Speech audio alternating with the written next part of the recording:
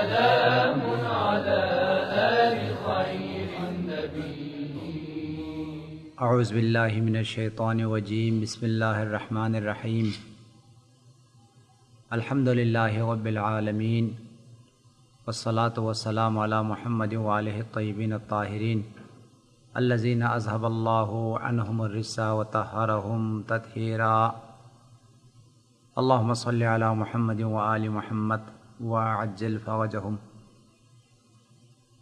واہل بیتہ الطیبین الطاہرین الذین اذهب اللہ عنہم الرجس وطہرہم تطہیرا. اما بعد فقد قال رسول اللہ صلی اللہ علیہ وآلہ وسلم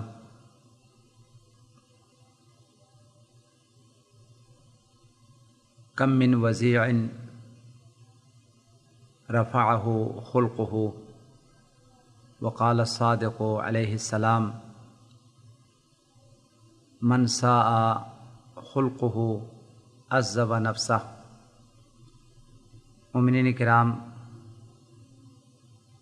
اس سے پہلے آپ کی خدمت میں خوش اخلاقی کے فوائد اور خوش اخلاقی کے آثار اور خوش اخلاقی کے برکات کے حوالے سے کچھ گفتگو اور عرائض آپ کی خدمت میں پیش کیے گئے ہیں، اور اس کے ساتھ ساتھ بد اخلاقی کے جو نقصانات ہے، بد اخلاقی کے جو بدترین نتائج اور عواقب اور انجام ہے، اس کی طرف بھی روایات کی روشنی میں، آل محمد کے ارشادات کی روشنی میں کچھ اشارات پیش کیے اور بد اخلاقی کے کچھ برے آثار اور برے نتائج آپ کی خدمت میں بیان کیا. آج بھی اسی سلسلے کو آگے جاری رکھتے ہوئے خوش اخلاقی کے فوائد اور خوش اخلاقی کے آثار اور برکات کو بیان کرنا ہے. اور اس کے مقابل میں اگر خدا ناخواستہ انسان کی زندگی میں اخلاق نہ ہو، بہترین صفات نہ ہو، تو اس کے جو برے نتائج ہے، اس کے جو برے انجام ہے، اس کے جو برے آثار ہے، اس کے حوالے سے مزید کچھ گفتگو جو ہے روایات اور آل محمد کے ارشادات کی روشنی میں بیان کرنا ہے. خوش اخلاقی کے آثار اور خوش اخلاقی کے فوائد کو بیان کرنے سے پہلے ایک نقطہ آپ کی خدمت میں بیان کرنا ضروری سمجھتا ہوں، اگرچہ اس سے پہلے بیان کر چکا ہوں، لیکن یاد دہانی کے خاطر. خوش اخلاقی کہتے کسے ہیں؟ کہ یہ جو اتنے عظیم آثار اور فوائد خوش اخلاقی کے بیان کیے گئے ہیں اور خوش اخلاقی کو ضروری قرار دیا گیا ہے، اور خوش اخلاقی کے بغیر انسان دنیا میں کامیاب نہیں ہو سکتا، خوش اخلاقی کے بغیر انسان آخرت میں کامیاب نہیں ہو سکتا، خوش اخلاقی کے بغیر انسان ایک خوشگوار اور انتہائی کامیاب اور انتہائی شیرین ایک زندگی انسان کو نہیں مل سکتی. اور اس کے مقابل میں اگر خدا نہ بد اخلاق ہو تو اس کے دنیاوی انتہائی برے انجام اور برے نتائج، اور آخرت میں بھی انتہائی خطرناک انجام اور انتہائی برے نتائج ہے. تو بد اخلاقی جو اتنے سارے برے آثار، نتائج اور اتنے سارے برے نقصانات ہیں، بد اخلاقی کسے کہا گیا ہے؟ اور اس کے مقابل میں خوش اخلاقی جس کے اتنے عظیم آثار، اتنے عظیم برکات، اتنے عظیم فوائد، اجتماعی فوائد، انفرادی فوائد، دنیاوی فوائد، اخروی فوائد، اتنے سارے آثار اور اتنے زر برکات جو خوش اخلاقی کے ہیں، تو خوش اخلاقی کہتے کسے ہیں؟ تو اس نقطے کی طرف، خوش اخلاقی کی تعریف اور خوش اخلاقی کے مفہوم کی طرف پہلے میں اشارہ کرنا چاہتا ہوں، تاکہ پہلے خوش اخلاقی کو سمجھا جائے، پھر خوش اخلاقی کو اختیار کیا جائے. تو جب خوش اخلاقی کو پھر اختیار کی جائے تو یہ سارے آثار، یہ سارے فوائد ہمیں جو ہیں وہ حاصل ہوں گے، اور پھر یہ سارے آثار دنیاوی اور اخروی جو ہمیں ملیں گے. کسی ایک شخص نے خود حضور صلی اللہ علیہ وسلم سے یہ سوال کیا ہے کہ خوش اخلاقی کیا ہے؟ خوش اخلاقی جو ہے وہ کسے کہلاتے ہیں؟ کس چیز کا نام خوش اخلاقی ہے؟ تو اس سائل کے جواب میں پیغمبر نے فرمایا، حسن الخلق للنفس و حسن الخلق للبدن. دو خوبصورتیاں ہیں، دو قسم کی خوبیاں ہیں، دو قسم کی زیبائیاں ہیں، یا دوسرے لفظ میں دو قسم کے کمالات ہیں. ایک خوبصورتی، ایک کمال ظاہری ہے، نظر آتی ہے اور انسان کی نگاہوں کے سامنے ہے. وہ خوبصورتی جو انسان کی نگاہوں کے سامنے ہے، انسان کو نظر آ رہی ہے، اس خوبصورتی کا نام حسن الخلق ہے. یعنی ظاہری خوبصورتی، ظاہری جو ہے نا وہ زیبائی. جب ایک انسان حسین ہو اور بہت خوبصورت ہو، ہر انسان پسند کرتا ہے اور محبوب ہوتا ہے، اور اس کی جو ظاہری کمالات ہے، اس کی ظاہری جو زیبائی ہے، ظاہری جو خوبصورتی ہے، انسان کو اپنی طرف جو ہے وہ کھینچتی ہے اور جذب کرتی ہے، اور انسان کی دلوں میں جو ہے نا اس کی محبت جو ہے نا وہ بیٹھ جاتی ہے. اسی کو جو انسان کی ظاہری کمالات ہے، ظاہری جو خوبصورتی ہے، اس کو حسن الخلق کہا گیا ہے. ظاہری خوبصورتی، ظاہری زیبائی، واقعاً اس کا چہرہ خوبصورت ہے، اس کی آنکھیں خوبصورت ہے، اس کا جو ہے وہ پورا وجود جو ہے نا وہ انتہائی خوبصورت ہو تو انسان کے پاس محبوب ہوتا ہے اور انسان اس کو چاہتا ہے. جیسے حضرت یوسف کا جو حسن الخلق ہے، اس کی جو زیبائی ہے، اس کی جو خوبصورتی ہے، اور ان کی جو ظاہری کمالات ہے وہ واضح ہے، اور پوری تاریخ میں قرآن پاک میں پورا سورہ یوسف جو ہے وہ ان کی ظاہری خوبیاں، یقیناً باطنی خوبیاں بھی ہیں، باطنی کمالات بھی ہیں، لیکن حضرت یوسف کی جو وجہ امتیاز ہے وہ ان کی زیبائی ہے، ان کی خوبصورتی ہے. لہذا جو ظاہری جو انسان کی زیبائیاں ہیں، خوبصورتیاں ہیں، کمالات ہیں، اس کو حسن الخلق سے تعبیر کی جاتی ہے. ظاہری خوبصورتی، ظاہری زیبائی، ظاہری کمالات، جتنا خوبصورت ہو یہ کمال ہے، یہ زیبائی ہے، یہ انسان کے لیے ایک فضیلت ہے، ایک امتیاز ہے. لہذا حسن الخلق ظاہر کے لیے ہے، اور ایک خوبصورتی باطنی ہے، ایک خوبصورتی نظر نہیں آتی ہے، ایک ایسا کمال ہے جو انسان کی باطن میں ہے، انسان کی وجود کے اندر جو ہے نا وہ پنہان ہے اور مخفی ہے. وہ خوبیاں جو انسان کے نفس میں ہے، وہ کمالات جو انسان کے باطن میں ہے، وہ خوبیاں جو انسان کی روح میں ہے اور انسان کی وجود کے اندر ہے، ان باطنی جو خوبیاں ہیں، کمالات ہیں، زیبائیاں ہیں، ان خوبیوں کو علم اخلاق میں حسن الخلق سے تعبیر کی گئی ہے. حسن الخلق باطنی کمالات، باطنی زیبائیاں، باطنی خوبصورتیاں. لہذا پیغمبر نے فرمایا حسن الخلق للنفس، حسن خلق نفس کی کمالات ہے، نفس کی خوبیاں ہیں. یعنی نفس کے اندر، روح کے اندر، وجود کے اندر بہت ساری خوبیاں ہیں.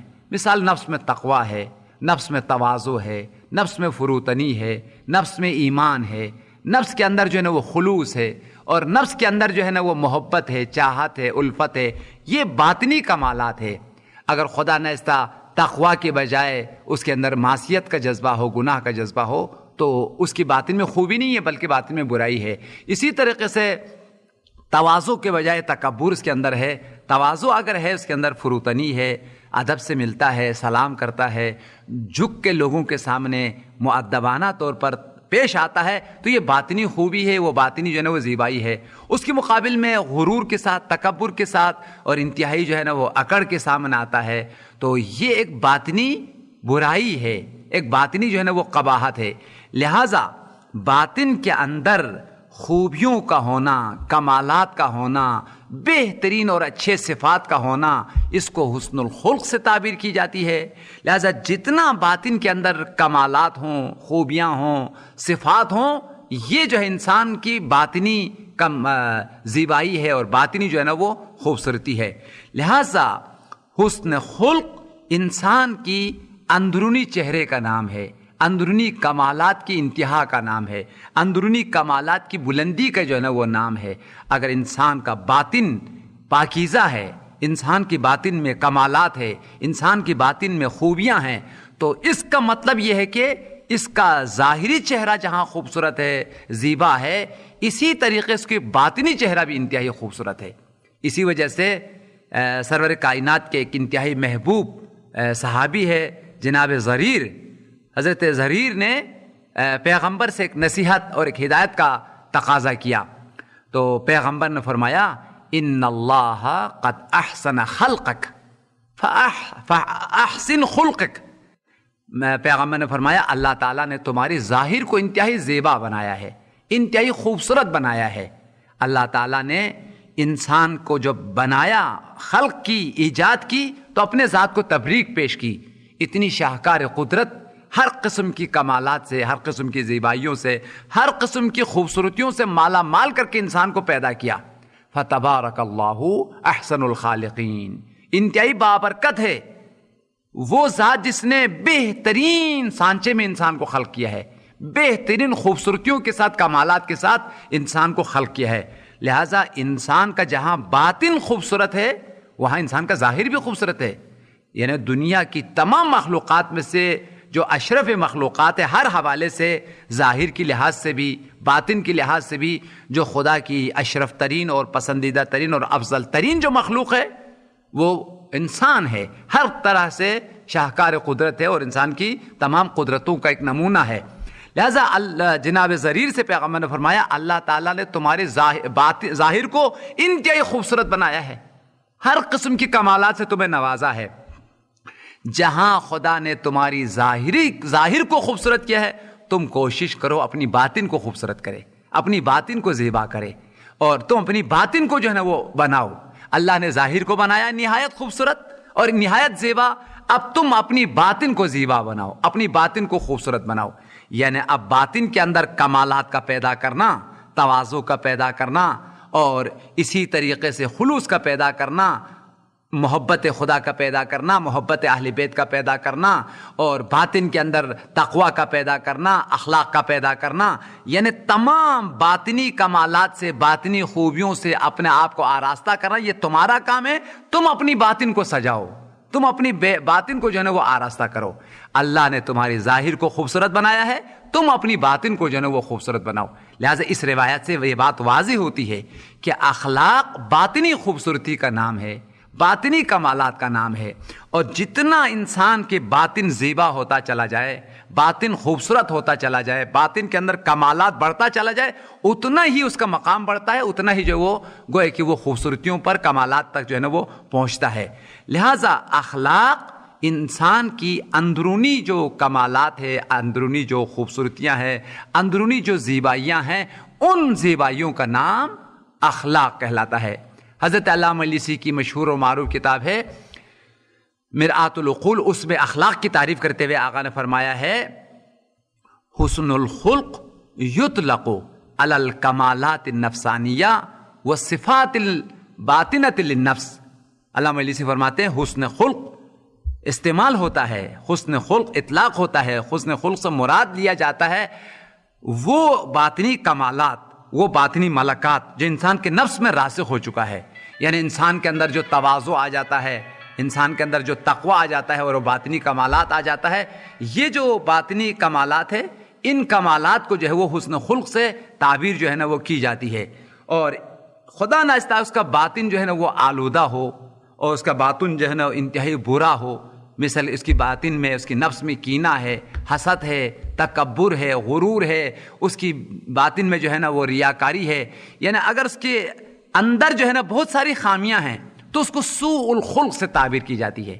یعنی اس کی باطن انتہائی برا ہے. کیا چیز ہے برائی میں؟ اس کی باطن میں کینہ موجود ہے، اس کی باطن میں عداوت موجود ہے، اس کی باطن میں ریاکاریاں جو ہے نا وہ موجود ہے، اس کی باطن میں بدنیتیاں جو ہے نا وہ موجود ہے. لہٰذا باطنی جو خامیاں ہیں، رذائل ہے، برائیاں ہیں، اس کو سوء الخلق سے تعبیر کی جاتی ہے. باطن میں انسان کی روح میں، انسان کے نفس میں جو خوبیاں ہیں، وہ جو کمالات ہیں، اچھے جو صفات ہیں، ان کو جو ہے نا وہ یعنی حسن الخلق سے جو ہے نا وہ تعبیر کی جاتی ہے. اسی طریقے سے ایک شخص نے حضرت صادق آل محمد سے سوال کی ما حد حسن الخلق، بہترین اخلاق کی تعریف کیا ہے؟ ہم کسے کہہ سکتا ہے کہ یہ با اخلاق انسان ہے، اس کے اخلاق جو ہے نا وہ پسندیدہ ہے؟ اچھے اخلاق کی تعریف کیا ہے؟ ایک شخص نے حضرت صادق آل محمد سے اخلاق کی تعریف اور اخلاق کی مفہوم اور مصداق کے بارے میں سوال کیا. تو مولا نے فرمایا حد حسن الخلق تطیب کلامک تلین جناحک تلق اخاک ببشر حسن. مولا نے فرمایا حسن خلق 3 چیزوں کے مجموعے کا نام ہے. اگر 3 چیزیں تمہاری وجود میں اگر آ جائے تو میں کہہ سکتا ہے کہ تم بااخلاق انسان ہے. واقعاً تمہاری اخلاق جو ہے نا وہ سدھر گئی ہے، تمہاری اخلاق جو ہے نا وہ کمالات کے معیارات پہ پورے اترتے ہیں. سب سے پہلی چیز فرمایا جب تم کسی انسان کے ساتھ ملو گے تو ادب کے ساتھ، احترام کے ساتھ، تواضع کے ساتھ ملو.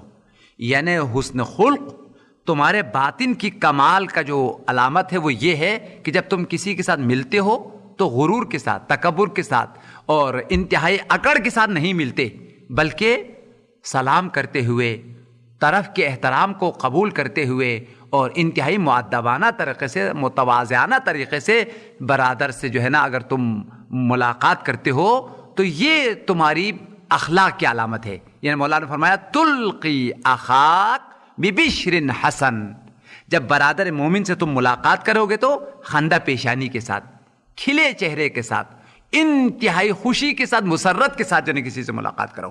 دو طریقے کی ملاقاتیں ہوتی ہے.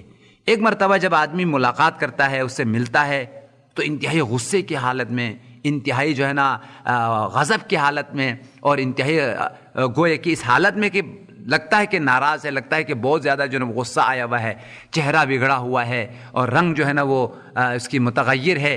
لہٰذا اس قسم کا جو ہے نا ملاقات کہ جب ملاقات کر رہا ہے تو پتہ چل رہا ہے کہ آدمی ناراض ہے، آدمی جو ہے نا وہ اس کی دل میں کینہ ہے، حسد ہے. فطری طور پر جب کسی ایک اچھے دوست کے ساتھ ملاقات ہوتی ہے تو خوشی ہوتی ہے، چہرے پہ نکھار آتی ہے، چہرے پر مسکراہٹ آتی ہے. اور جب خدا ناخواستہ کہ ایسے شخص سے ملاقات کرتے ہیں جو جس سے ہم ملنا نہیں چاہتے، یا ہمارا دشمن ہو، یا ہمارے ایک ناگوار شخص ہو جو ہمیں پسند نہیں ہے، تو پھر چہرے کے اوپر جو ہے نا وہ نکھار ختم ہوتی ہے، مسکراہٹ جو ہے نا وہ ختم ہوتی ہے، پھر خود بخود جو ہے نا چہرے کی رنگ اور چہرے کی حالت جو ہے نا متغیر ہوتی ہے.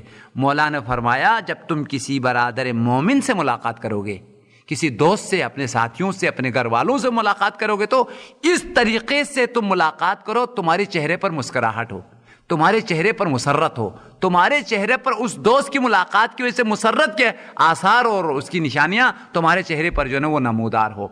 لہٰذا خوش اخلاقی کا سب سے پہلا طریقہ جب تم ملاقات کرو گے تو خندہ پیشانی کے ساتھ، مسکراہٹ کے ساتھ، انتہائی خوشی اور مسرت کے ساتھ جو ہے نا برادر مومن سے ملاقات کی جائے. یہ خوش اخلاقی کا پہلا رکن.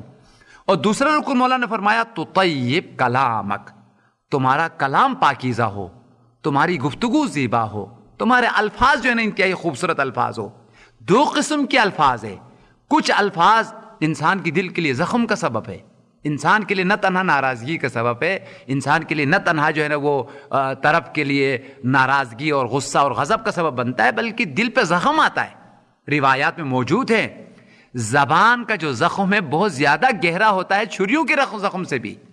چھری کا جو زخم ہے وہ ٹھیک ہو جاتا ہے، وہ مندمل ہو جاتا ہے، کچھ عرصہ گزرنے کے بعد پتہ نہیں چلتا ہے. لیکن اگر کسی نے کسی کی دل کو زخم پہنچایا ہو، دل کو اگر زخمی کر دیا تو زبان سے جو انسانوں کو زخم پہنچتا ہے اور جو آزار و تکلیف پہنچتی ہے وہ انتہائی گہری ہوتی ہے اور وہ ختم نہیں ہوتا. لہذا زبان دو طریقے کی ہے. ایک مرتبہ انتہائی نازیبا زبان ہے، بد کلام زبان ہے، انتہائی آزار دہندہ زبان ہے. اس قسم کی جو زبان استعمال کرتے ہیں، اس قسم کی زبان جو رکھنے والے لوگ ہیں، صادق آل محمد نے فرمایا یہ بد اخلاق لوگ ہیں، جن کی زبان سے لوگوں کو اذیت ہوتی ہے، دل آزاری ہوتی ہے، لوگوں کی توہین ہوتی ہے، زبان ان کی تحقیر ہوتی ہے. اس کی زبان پر زیبائی ہی نہیں ہے، اس کی زبان پر خیر ہی نہیں ہے، اس کی زبان پر مٹھاس ہی نہیں ہے، اس کی زبان میں سختی ہے، اس کی زبان میں توہین ہے، تحقیر ہے، اور اس کی زبان میں جو ہے دل آزاری ہے. جس کی زبان ناپاک ہو، جس کی زبان کے اندر زیبائی نہ ہو، جس کی زبان کے اندر تلخی ہو، مولانا فرمایا بد اخلاقی ہے.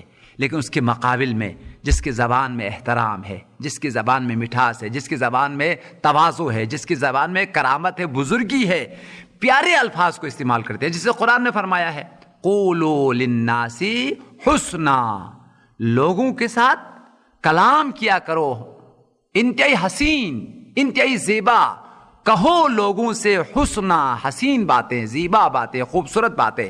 یعنی جو باتیں واقعاً جن میں حسن ہے، جن میں زیبائی ہے، جن میں ادب ہے، جن میں احترام ہے، جن میں تواضع ہے، جن میں محبت ہے، ایسی باتیں جو ہے نا وہ کیا کرے. نہیں کہ ایسی باتیں جن کے اندر توہین ہے، تحقیر ہے، تذلیل ہے. خاص طور پر والدین کے لیے قرآن پاک کی آیت ہے وَقُلْ لَهُمَا قَوْلًا كَرِيمًا، تم ماں باپ سے انتہائی بزرگی کے ساتھ بات کیا کرو. قول کریم، کریم کرامت سے ہے، بزرگی سے ہے، مقام اور منزلت سے آیا ہے. ایسی باتیں کیا کرو جن میں کرامت ہو، جن میں بزرگی ہو. ماں باپ کی بزرگی اور ان کا مقام اور منزلت کا خیال رکھتے ہوئے انہی کا جو جہاں مقام بلند ہے الفاظ بھی اتنا ہی بلند ہونا چاہیے، کلام بھی اتنا ہی جو ہے بلند ہونا چاہیے. لہذا تمہاری باتوں میں ماں باپ کی بزرگی کو سمجھایا جائے. واقعا ماں باپ سمجھے کتنا بزرگی کے ساتھ پکارا جاتا ہے، کتنی خوبصورتی کے ساتھ جو ہے وہ پکارا جاتا ہے. اسی لیے جو ہے نا قرآن پاک میں وہ لوگ جو سرور کائنات کا نام مؤدب طریقے سے نہیں لیتے تھے اور انتہائی نازیبا طریقے سے یا پھر پیغمبر کا صریح نام لے کر پکارتے تھے، یا رسول اللہ اور یا نبی اللہ نہیں کہتے تھے، پیغمبر کا نام لے کے پکارتے تھے، اور ان کو سورہ حجرات میں ڈانٹا گیا. وَأَكْثَرُهُمْ لَا يَعْقِلُونَ الَّذِينَ يُنَادُونَكَ مِنْ وَرَاءِ الْحُجُرَاتِ أَكْثَرُهُمْ لَا يَعْقِلُونَ. وہ لوگ جو دیواروں کے پیچھے سے آپ کا نام لے کے پکارتے ہیں اور مؤدبانہ طریقے سے انتہائی بزرگی کے ساتھ آپ کو نہیں پکارتے، یہ جاہل ہے اور لا یعقلون، یہ عقل رکھنے والے لوگ نہیں ہیں. لہٰذا جو عاقل انسان ہے، جو با اخلاق انسان ہے، اس کی کلام میں زیبائی ہے، اس کی کلام میں کرامت ہے، بزرگی ہے. لہٰذا امام صادق نے خوش اخلاقی کی تعریف کرتے ہوئے فرمایا حسن لین جناحک تطیب کلامک، اپنی بات کو پاکیزہ، زیبا، با کرامت، بزرگی اور شرافت کے ساتھ تمہاری گفتگو اور تمہارا کلام کا جو ہے نا وہ آغاز ہو. ملتے وقت تواضع کے ساتھ اور فروتنی کے ساتھ ملنا ہے، تلق اخلاق خندہ پیشانی کے ساتھ، اور جب بات کرو گے تو انتہائی بزرگی اور کرامت اور زیبائی کے ساتھ بات کرنا ہے. یہ اخلاق ہے. اس کے بعد تلین جناحک، اور اس طریقے سے تم ملے کہ تمہارا جو فروتنی ہے، تمہارے جو غرور اور تکبر کے پر ہے ان کو بٹھایا جائے، اور واقعاً تمہارے باطن کے جو کمالات ہیں ان کو ظاہر کیا جائے.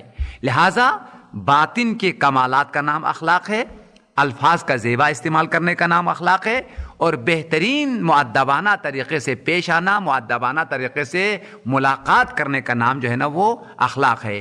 یہ اخلاق کی ایک مختصر سی تعریف ہے، اور اگرچہ علماء اخلاق نے علم اخلاق کی تعریف کرتے ہوئے، اخلاق کی باریکیوں کو بیان کرتے ہوئے بہت زیادہ اس کی ریزکاریاں اور انتہائی جو ہے وہ ظریف تعریفیں کی گئی ہے. یہ ظاہری چیز جو باطنی کمالات ہیں، باطنی جو خوبصورتیاں ہیں، نفس کی جو فضائل ہیں، نفس کی جو زیبائیاں ہیں، ان کو اخلاق سے تعبیر کی جاتی ہے، اور نفس کی جو برائیاں ہیں، نفس کی جو خامیاں ہیں، ان کو بد اخلاقی کے ساتھ تعبیر کی جاتی ہے، اور جو ظاہری زیبائیاں ہیں، کمالات ہیں، خوبصورتیاں ہیں، اس کو حسن الخلق، ظاہری خوبصورتی، اس کے ساتھ جو ہے تعبیر کی جاتی ہے.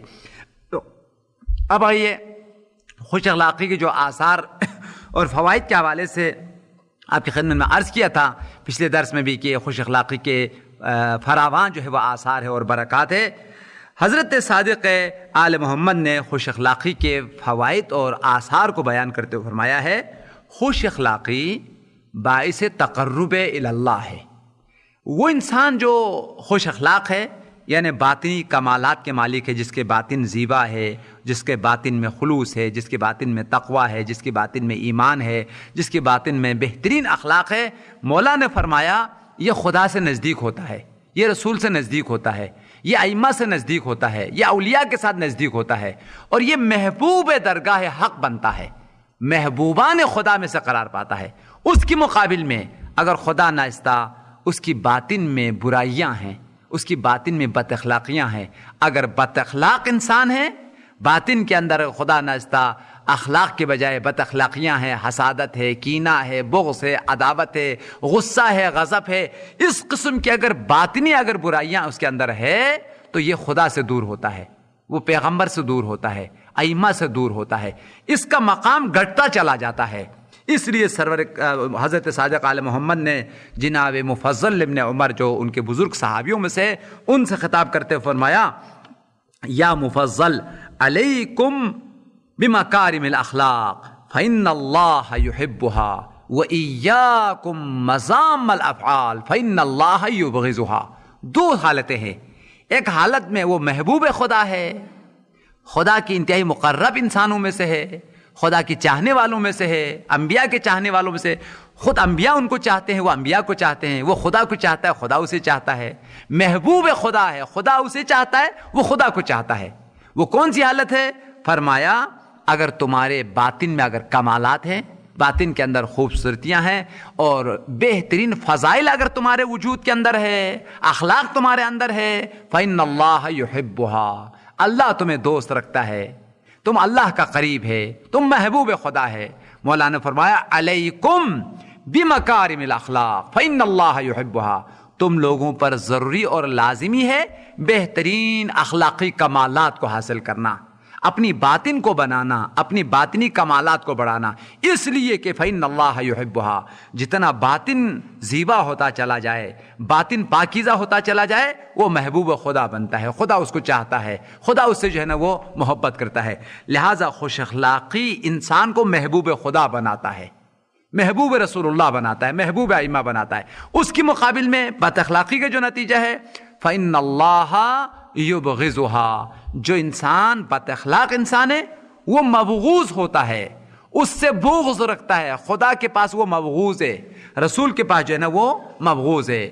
لہٰذا خوش اخلاقی انسان کو محبوب بنا لیتا ہے، خدا کے پاس، رسول کے پاس، ائمہ کے پاس، لوگوں کے پاس محبوب ہوتا ہے۔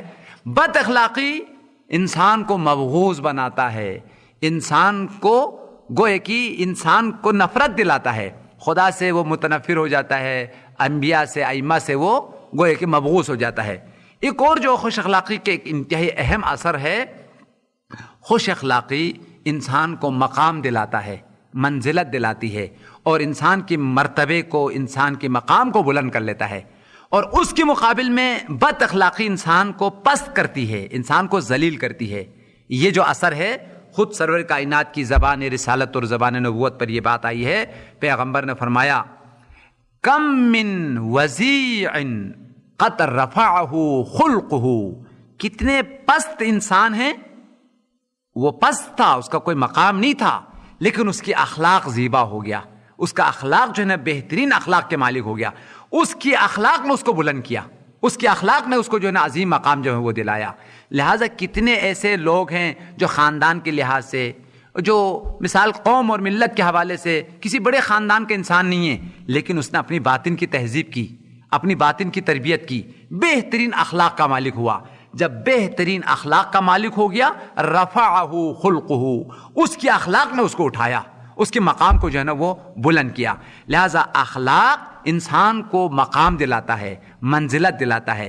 اس کے مقابل میں بد اخلاقی انسان کی جو مقام ہے، جو منزلت ہے، اس سے بھی انسان کو جو ہے نا وہ گرا دیتی ہے۔ چنانچہ خود مولا کائنات کا فرمان ہے سوء الخلق یہدم المجد، بد اخلاقی انسان کو بزرگی سے گرا دیتی ہے، بزرگی سے جو ہے نا وہ محروم کرتی ہے۔ چونکہ دامن وقت میں گنجائش نہیں ہے، ہم دعا کرتے ہیں انشاءاللہ ان آثار کو آئندہ درس میں مکمل کروں گا۔ خدا یا پروردگار، تیرے انبیاء نے، تیرے اولیاء نے ہمیں اخلاق کی تاکید کی ہے، ہمیں اپنے باطن کو بنانے کی، بہترین اخلاق کو سیکھنے کی، اور اخلاق کی وجہ سے دنیا اور آخرت دونوں کو پانے کی توفیق عطا فرما۔ امام زمانہ کے ظہور میں تعجیل فرما، آل محمد کی تعلیمات پر عمل کرنے کی توفیق عنایت فرما، برحمتک یا ارحم الراحمین۔ اللہم صلی علی محمد و آل محمد۔